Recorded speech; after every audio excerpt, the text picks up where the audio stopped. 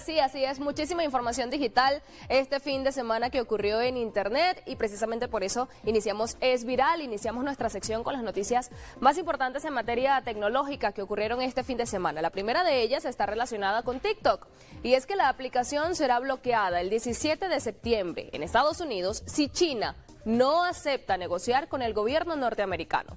A ver, el secretario de Comercio de Estados Unidos, Howard Lutnick, advirtió literalmente lo que también tenemos en pantalla, por aquí está.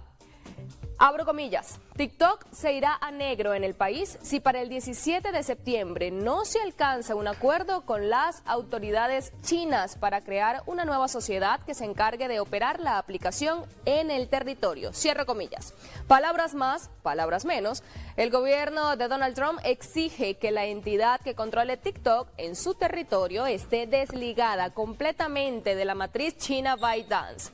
Es importante recordar que este enfrentamiento entre ambas partes tiene meses ocurriendo, solo que había sido postergado gracias a ciertas prórrogas que había dado, de hecho, a China el presidente norteamericano Donald Trump. Recordemos también que todo el problema surge luego de que Estados Unidos considerara a la empresa ByteDance como un riesgo para la seguridad nacional de ese territorio.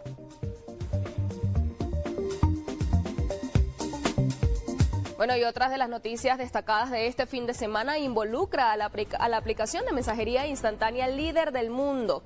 ¿Sabías que WhatsApp incorporará un cuadro de preguntas tal cual y como en Instagram? Pues sí.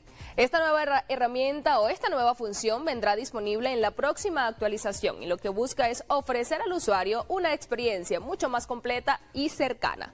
Pero ¿cómo funcionará? Sumamente fácil. Los contactos podrán hacer preguntas directamente a la otra persona en los estados. La diferencia de Instagram es que en WhatsApp el creador del estado podrá obviamente no solo responder, lógico, sino también mostrar o no a quién realizó la pregunta, ofreciendo así un mayor control sobre la privacidad. Pero allá ustedes en casita la usarían, obviamente los leo en las redes sociales.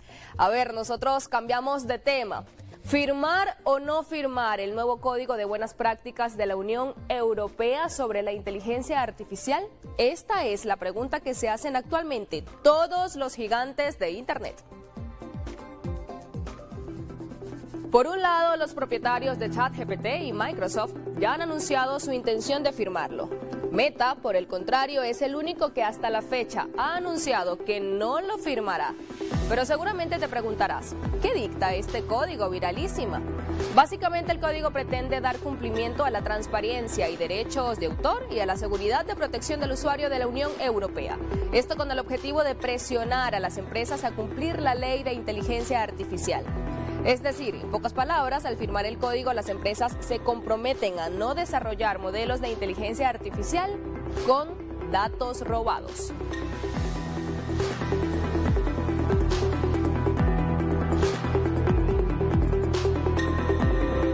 Decisión que va muchísimo más allá de firmar o no un papel. A ver, esta decisión podría cambiar el rumbo de la inteligencia artificial y de cómo nuestros datos, los tuyos y los míos, son usados por las grandes compañías, con o sin nuestro consentimiento, así que estaremos muy pendientes de esta y otras informaciones en el mundo tecnológico. Nosotros así de esta manera hemos llegado al final de Es Viral. Como siempre, la invitación es a que ustedes allá en casita sigan interactuando con nosotros a través de todas nuestras redes sociales. Recuerden que en @María Guarapano la viralísima los está leyendo desde ya.